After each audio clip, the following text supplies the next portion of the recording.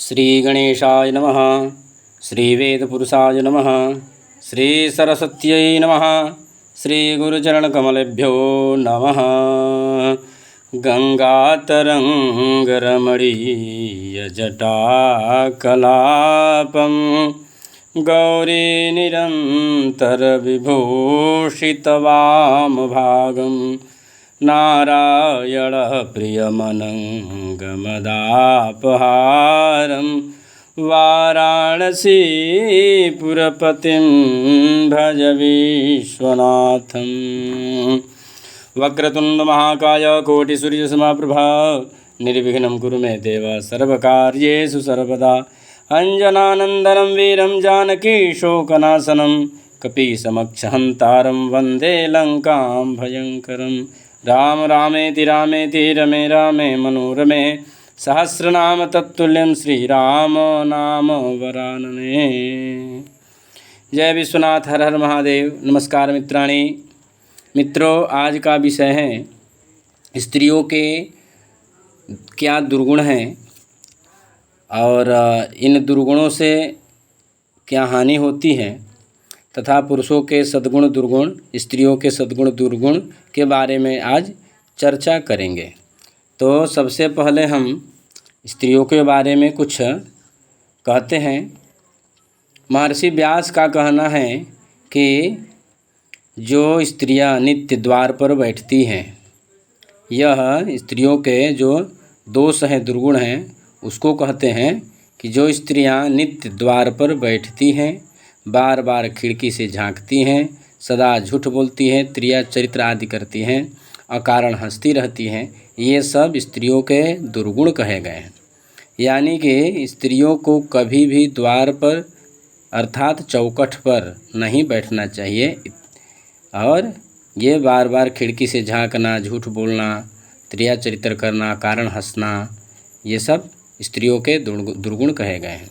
महर्षि व्यास कहते हैं, द्वारोपवेशनम नित्यम गवाक्षेण निरीक्षणम असत प्रलापो हास्यम च दूषणम कुलयोषिताम। यह कुलयोषिता की ये सब दुर्गुण कहे गए हैं।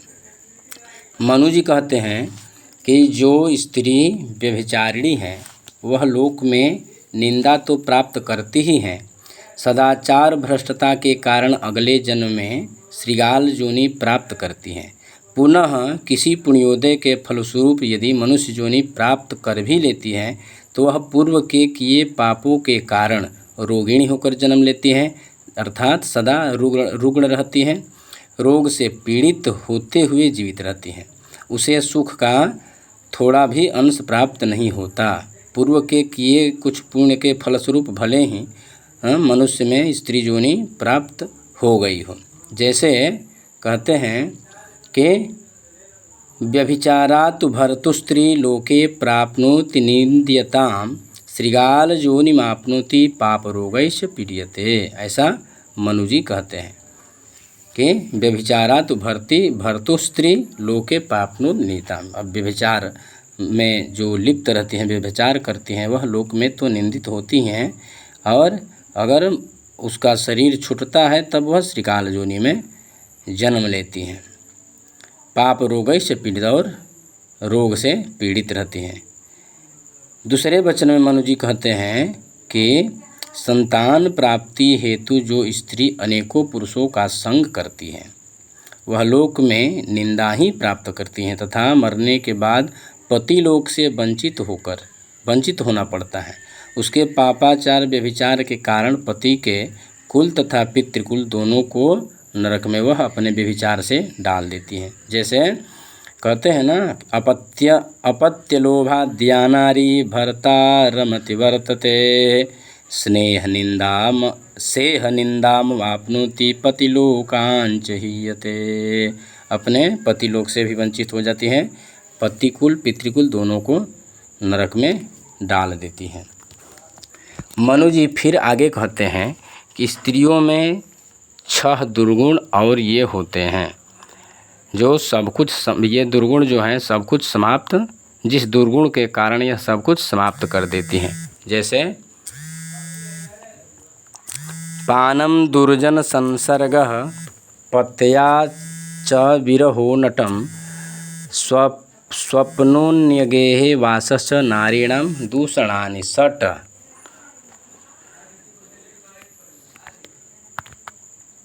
अर्थात मदिरा पान करना, दुष्ट पुरुषों का संग करना, पति से अलग वास करना, निवास करना, व्यर्थ के इधर उधर भ्रमण करना,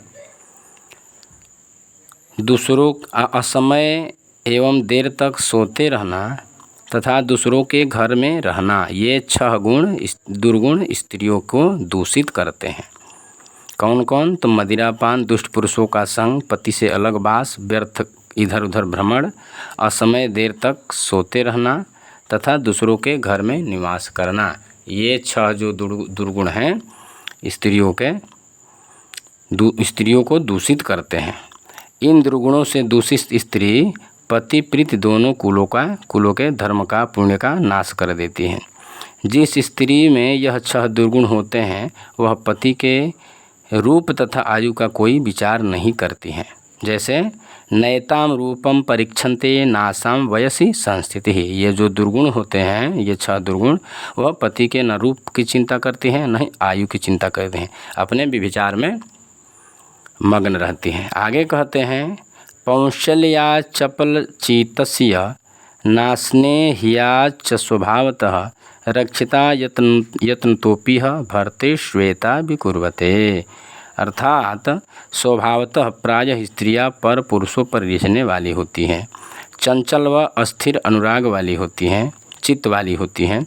अतः पिता, पति या घर के पुरुषों को चाहिए कि स्त्री जाति की रक्षा करें, नारी जाति की रक्षा करें, अन्यथा रक्षित न होने पर वे कभी भी धोखा खा सकते हैं, धोखा हो सकता है। जैसे प्रायः धोखा दे देती हैं, कितनी घटनाएं सोशल मीडिया पर वायरल होते ही रहते हैं, सभी जानते हैं। इस तरह से स्त्री की रक्षा, सुरक्षा, देखभाल आदि करना पुरुषों का कर्तव्य है।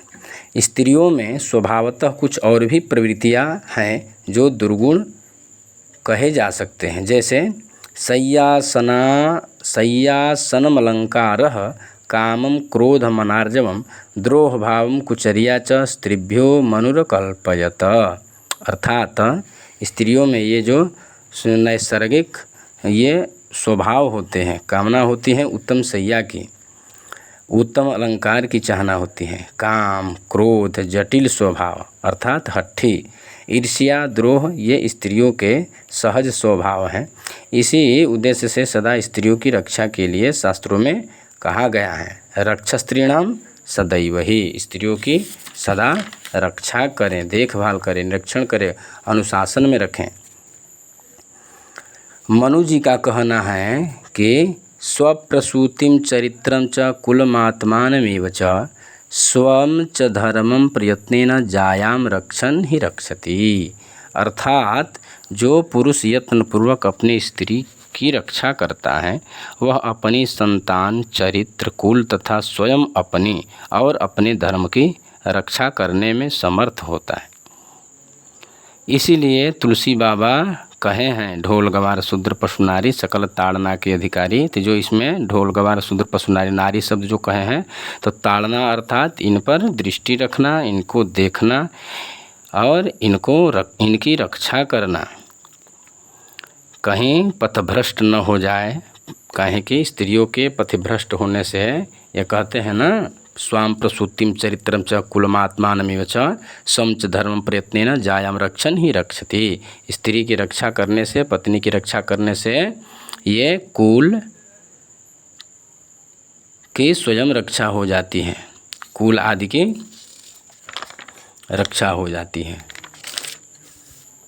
तो कुल के, धर्म की, संस्कृति की, वंश परंपरा की, सदाचार की, धर्म की, ये सब रक्षा हो जाते हैं स्त्री की रक्षा करने से। इसलिए यत्नपूर्वक स्त्री की रक्षा करनी चाहिए। जायां रक्षन् प्रयत्नेन जायां रक्षन् ही रक्षति। इस तरह से मनु जी आगे कहते हैं कि इमं हि सर्ववर्णानां पश्यन्तो धर्ममुत्तमं यतन्ते रक्षितुं भार्यां भर्तारो दुर्बला अपि। अर्थात स्त्री पर नियंत्रण रखना सभी वर्णों का महत्वपूर्ण, श्रेष्ठ तथा उत्तम धर्म है, कर्तव्य है। ऐसा ही करना चाहिए। यदि पति दुर्बल हो तो भी, यदि पुरुष दुर्बल हो, यदि अपनी पत्नी से कमज़ोर हो तो भी अपनी पत्नी की रक्षा करें, यही उनका कर्तव्य है। अपनी पत्नी को बस में रखने का हर संभव प्रयास करें, अनुकूल रखने का हर संभव प्रयास करें, स्वतंत्र न छोड़ें, स्वेच्छाचार करने पर उनको रोकें। फिर कहते हैं आरक्षिता गृहे रुद्राः आरक्षिता गृहे रुद्राः पुरुषैराप्तकारिभिः आत्मानमात्मना यास्तु रक्षेयुस्ता सुरक्षिता। यह मनु जी कहते हैं आरक्षिता गृहे रुद्राः, ये रुद्राः, हाँ रुद्राः ही हैं। पुरुषैराप्तकारिभिः आत्मानमात्मना यास्तु रक्षेयुस्ता सुरक्षिता। जो स्त्रियां सच्चरित्रता के रक्षण में रहती हैं, जो स्त्रियां अपनी सच्चरित्रता को सदा रक्षा करती हैं, वह सदा सुरक्षित रहती हैं तथा लोक परलोक, जन्म कुल, कर्म कुल, जन्म कुल जिस कुल में जन्म ली हैं और कर्म कुल जिस घर में उनका विवाह हुआ है, उनको पतन से बचा लेती हैं, पतन से रक्षा कर लेती हैं। इसलिए स्त्रियों को चाहिए कि अपनी सच्चरित्रता की रक्षा करें। आगे मनु जी ने बहुत सुंदर प्रशंसा भी की है।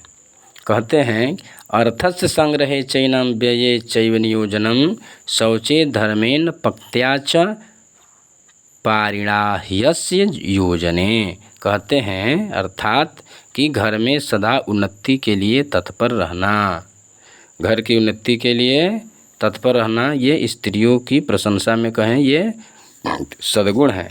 धन को संग्रह करते हुए वृद्धि करना, ये भी स्त्रियों के सद्गुण है।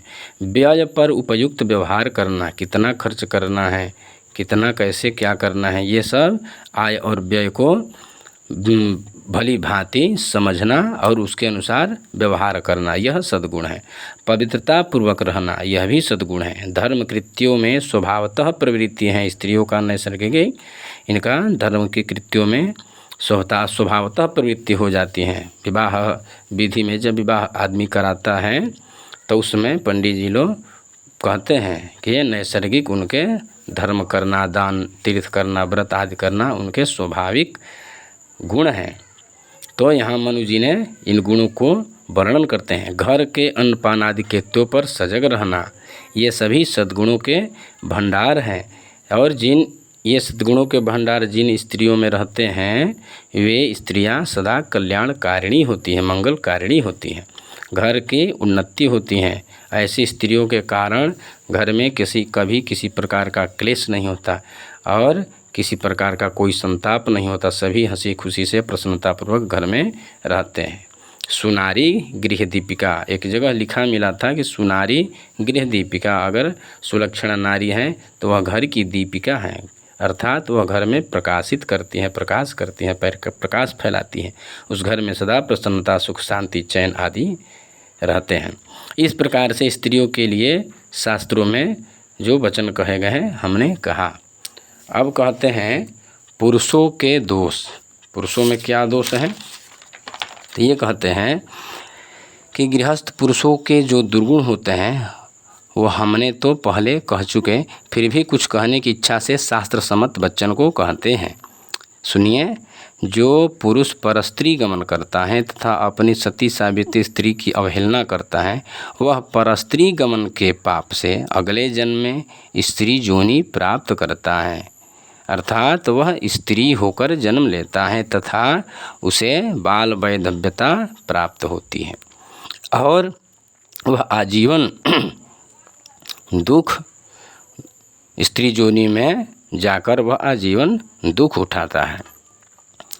जैसे ये कहते हैं ना, यह सुनारीम परित्यज्य निर्दोषाम कुल संभवाम परदारतो वा स्यात् अन्याम वा कुरुते स्त्रियम शून्य जन्मनि देवेशी स्त्री भूत्वा विधवा भवेत् परस्त्री गमन पापेन सहेते क्लेश दारुणम। ये भगवान शंकर अपनी पत्नी प्रियतमा पार्वती से कहते हैं कि यह सुनारी परित्यज्य, जो पुरुष अपनी पतिव्रता सती सावित्री नारी को का त्याग करके निर्दोष कुल समह, जो निर्दोष हैं, पवित्र हैं, परदारतो, उसके बाद भी परदारतो दूसरे की स्त्री में रति रखता है, अन्यम स्त्री क्रम या कोई अन्य स्त्री के साथ रमण करता है, शून्य जन्म निदेवसी, इसलिए इस पाप के कारण अगले जन्म में स्त्री भूत्वा विधवा भवेत्, स्त्री का जो जन्म पाता है और बाल वैधव्य प्राप्त करके परस्त्री गमन पापे न, परस्त्री गमन के पाप से सहेते क्लेश दारुण कष्ट उठाता है।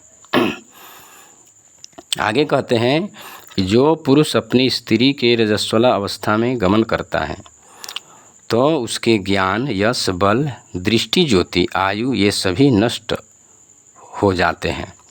अतः रजस्वला अवस्था में स्त्री गमन नहीं करना चाहिए, ऐसा मनु जी का कथन है। देखें, रजसाभिप्लुता नारीं मनसाप्युपगच्छत प्रज्ञां यशो बलम चक्षुरायुश्च परिहीयते। ये प्रज्ञा, यश, बलम, चक्षु आँख की ज्योति, नेत्र ज्योति, या चक्षु मतलब ज्ञान ज्योति, ज्ञान ज्योति, आयुश्च और आयु ये परिहीयते, इसकी हानि होती है। और यमदेव इसी पर कहते हैं कि जो पुरुष ऋतु स्नातन नारी से संग नहीं करता है उसे भी ब्रह्म हत्या लगती है, जिससे छूटने का कोई उपाय नहीं है। जैसे यमदेव कहते हैं कि ऋतु स्नाता तुयो भर्ता सन्निधौ नोपगच्छति घोरायाम ब्रह्म हत्यायाम पच्यते नात्र संशय। अर्थात जो हमने कहा कि जो ऋतु स्नाता पत्नी से समागम नहीं करता, घोरायाम ब्रह्म हत्या, उसे घोर ब्रह्म हत्या लग जाते हैं। पच्यते नात्र संशय, इसमें कोई संदेह नहीं। लेकिन कुछ ऐसे भी तिथि हैं, ऐसे भी काल आते उपस्थित होते हैं जिसमें स्त्री यदि ऋतु स्नाता भी हो तो भी गमन नहीं करना चाहिए, क्योंकि इन तिथियों में स्त्री गमन करना भी महापाप कहा गया है। जैसे अमावस्या, अष्टमी चैव पौर्णमासी चतुर्दशी ब्रह्मचारी भवे नित्यम अप्रितौ स्नातको द्विजः। अर्थात अमावस्या को, अष्टमी को, पूर्णमासी और पूर्णिमा, ये जो है पौर्णमासी, पूर्णिमा और चतुर्दशी, इन तिथियों को ब्रह्मचारी भवे नित्यम, ब्रह्मचर्य का पालन करना चाहिए, ब्रह्मचर्य रहना चाहिए। और ऋतु स्नातको, भले ही ऋतु स्नाता क्यों न हो, तो इन तिथियों में अमावस्या, अष्टमी, पूर्णमासी और चतुर्दशी तिथि को ऋतु स्नाता होने पर भी स्त्री समागम न करें, इसमें ब्रह्मचर्य को धारण करना चाहिए। अब ब्रह्मचर्य क्या है, ब्रह्मचर्य के लक्षण कहते हैं, क्योंकि केवल स्त्री समागम त्याग करना ही ब्रह्मचर्य नहीं है। काहे कि ब्रह्मचर्य में ब्रह्मचर्य रहने के लिए 8 प्रकार के मैथुन से बचना चाहिए हैं। इसीलिए कहते हैं कि ब्रह्मचर्य का जो 8 लक्षण हैं, इन 8 लक्षणों से जो बचा रहेगा वही ब्रह्मचारी कहलाएगा। जो 8 प्रकार के मैथुन से वंचित होगा वही ब्रह्मचारी है। अन्यथा जो अपनी ही पत्नी में अथवा जो अपनी ही पत्नी में अनुरक्त हो, परस्त्री का कभी विचार नहीं करता हो, तो वह भी ब्रह्मचर्य ही है, जिसको एक पत्नी व्रता कहा जा सकता है। जैसे भगवान श्री राम एक पत्नी व्रता थे। आइए हम उस 8 प्रकार के मैथुन को जानें जो हमारे ब्रह्मचर्य को भ्रष्ट करते हैं। ये कौन कौन से हैं? तो कहते हैं कि स्मरणम, कीर्तनम, केली प्रेक्षणम, गुप्त भाषणम, संकल्पोऽध्यवसायश्च क्रिया निष्पत्तिरेव च एतन्मैथुनमष्टांगम प्रवदन्ति मनीषिणः। ये मनीषियों ने, ऋषि महर्षियों ने इसको कहा है। कहते हैं कि स्मरणम अर्थात कामुकता से स्त्री का चिंतन करना, ध्यान करना, काल्पनिक वासनामय होकर सोचना। कीर्तनम वासनामयी वार्ता करना, कीर्तन करना, चर्चा करना। केली स्त्रियों से हास प्रयास करना, जो वासना को उत्पन्न करता हो, वासना को जागृत करता हो, ऐसे केली हास परिहास, प्रेक्षणम देखना, स्त्रियों की ओर वासना वय दृष्टि से देखना, अंगों को स्पर्श करना, आलिंगर करना, कामुकता से निहारना, एकांत में बात करना, कामुकता भरी बात करना हैं, तथा समागम करना, ये 8 प्रकार के मैथुन कहे गए हैं। जो इनसे रहित होगा वही ब्रह्मचर्य का पालन कर पाएगा। केवल समागम से ही ब्रह्मचर्य भ्रष्ट नहीं होता। इन 8 प्रकार के जो मैथुन शास्त्रों में कहे गए हैं, इनमें से किसी भी एक कारण से उनका ब्रह्मचर्य भ्रष्ट हो सकता है। जो इन 8 मैथुन से रहित होगा वही ब्रह्मचर्य का सम्यक प्रकार से पालन कर सकेगा। अब कहते हैं आगे कि जो दिन में सहवास करता है उसके पुण्य नष्ट तो हो ही जाते हैं, उसकी आयु भी नष्ट हो जाती है। अतः दिन में कदापि स्त्री संग नहीं करना चाहिए। कहते हैं दिवा भागे महाभाग योगच्छेत रमणी नरः स्वल्पायु स भवेदासु सत्यम सत्यम न संशयः। दिवा भागे अर्थात जो दिन में सहवास करता है, योगच्छेत रमणी नरः जो समागम करता है, स्वल्पायु स भवेदासु वह आसु बहुत जल्दी ही अल्पायु हो जाता है, सत्यम सत्यम न संशय यह सत्य है, यह सत्य है, इसमें थोड़ा भी संशय नहीं। इसलिए 2 बार सत्यम सत्यम न संशय, 2 बार सत्य सत्य का उल्लेख करते हैं। आगे कहते हैं कि दिवा भागे ब्रजेत कोपी रमणीम यदि कामतः तज्जात तनयो ब्रह्मण महापापी भविष्यति। यदि जिनको आदत सी लग गई है दिवा दिन में स्त्री प्रसंग आदि करना, तो उनके संतति जो होती है वह महापापी होती हैं, महापापी भविष्यति। निश्चित ही उनके संतान जो होंगे वह महापापी होंगे। कहते हैं ना, जो काम वासना से पीड़ित होकर दिन में स्त्री संग करता है तो उनके जो संतान होते हैं वे सब महापापी होते हैं या होंगे। इसलिए मनुष्य को, सद्गृहस्थ को अपने सभी वासनाओं का त्याग करके मन को धर्मानुकूल रखते हुए आचरण करना चाहिए। नहीं तो मन के उत्शृंखलता चंचलता के कारण मन ही जो है बंधन और मुक्ति का कारण होता है, और ये अपने मन की उत्शृंखलता चंचलता के कारण ये पाप के बंधन में बंध जाते हैं, पाप के जाल में फंस जाते हैं। कहा गया है मन एवं मनुष्याणाम कारणम बंध मोक्षयो। मन की चंचलता या स्थिरता ही मनुष्य के बंधन और कारण का मोक्ष का कारण है। हम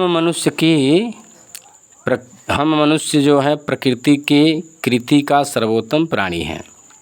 प्रकृति के जो उत्तम सर्वोत्तम कृति हैं वह मनुष्य हैं। धर्माचरण हम मनुष्यों के लिए ही बनाए गए हैं, पशुओं के लिए नहीं। पशुओं तो अपने कर्म के बंधन में फंसे हुए हैं, अपने कर्म के बंधन का, कर्म के फल का भोगते रहते हैं। इसलिए मनुष्य हैं, यह बुद्धिमान है, इसमें धर्माचरण की क्षमता है, और मनुष्येतर जीवों में धर्माचरण की क्षमता नहीं है, योग्यता नहीं है। इसीलिए कहा गया है ना, आहार निद्रा भय मैथुनञ्च सामान्यमेतत् पशुभिर्नराणाम धर्मो हि तेषाम् अधिको विशेषः धर्मेण हीना पशुभिः समाना। अर्थात खाना पीना, सोना जगना, भय, संतान उत्पन्न करना आदि सभी बातें पशुओं में भी होते हैं, लेकिन धर्माचरण की विशिष्टता वाला गुण यह जो है एक अधिक मनुष्यों में होता है। इस धर्म के बिना मनुष्य भी पशु के समान ही हो जाता है, या कहा जाता है या माना जाता है।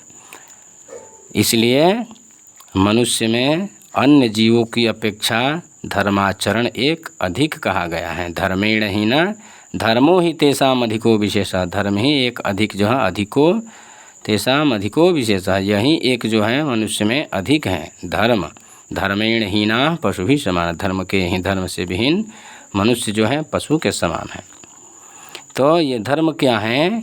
तो धर्म ये हैं, हम धर्म तो पहले धर्माचरण के बारे में चर्चा कर आए हैं, लेकिन फिर भी इस प्रकरण में कहते हैं कि श्रुति स्मृतिभ्यामुदितं यत् स धर्मः प्रकीर्तितः। श्रुति वेद शास्त्रों में जो कहा गया है, बताया गया है, उसका आचरण करना ही धर्म है। तो आगे कहते हैं कि श्रुति स्मृत्युदितं धर्मम् अनुतिष्ठन् हि मानवः इह कीर्तिमवाप्नोति प्रत्यचानुत्तमं सुखम। अर्थात श्रुति स्मृति द्वारा प्रतिपादित बताए गए धर्माचरण से मनुष्य इस लोक में यश पाता है और मृत्यु के पश्चात परलोक में भी उत्तम सुख प्राप्त करता है। यह कीर्तिमवाप्नोति प्रत्यचानुत्तमं सुखम। श्रुति स्मृत्युदितं धर्मम् अनुतिष्ठन् हि मानवः। श्रुति स्मृति के अनुसार साधर्म शास्त्रों में बताए गए बातों के अनुसार, आचरण के अनुसार जो आचरण करता है, धर्माचरण करता है, वह इस लोक में कीर्ति पाकर मरने के बाद उत्तम लोक में उत्तम सुख प्राप्त करता है। इसीलिए कहा गया है धर्मेण हन्यते व्याधि धर्मेण हन्यते ग्रहः धर्मेण हन्यते शत्रुः यतो धर्मस्ततो जयः। अर्थात धर्माचरण के द्वारा हम समस्त व्याधियों का निराकरण कर सकते हैं, व्याधियों को नष्ट कर सकते हैं, व्याधियों से सुरक्षित रह सकते हैं। धर्माचरण के द्वारा ग्रहों को अनुकूल किया जा सकता है।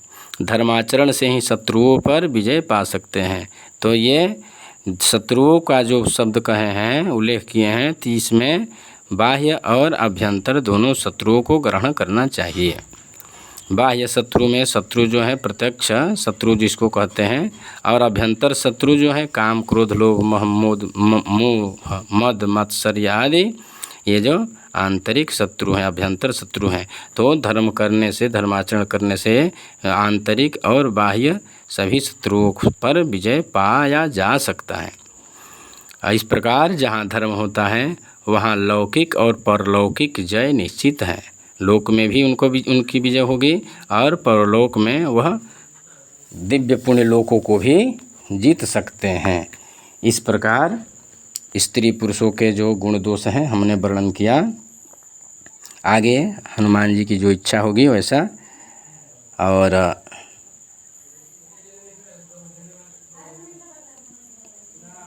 जैसे उपलब्ध सामग्री हो पाएगी उस प्रकार से प्रस्तुत किए जाएंगे।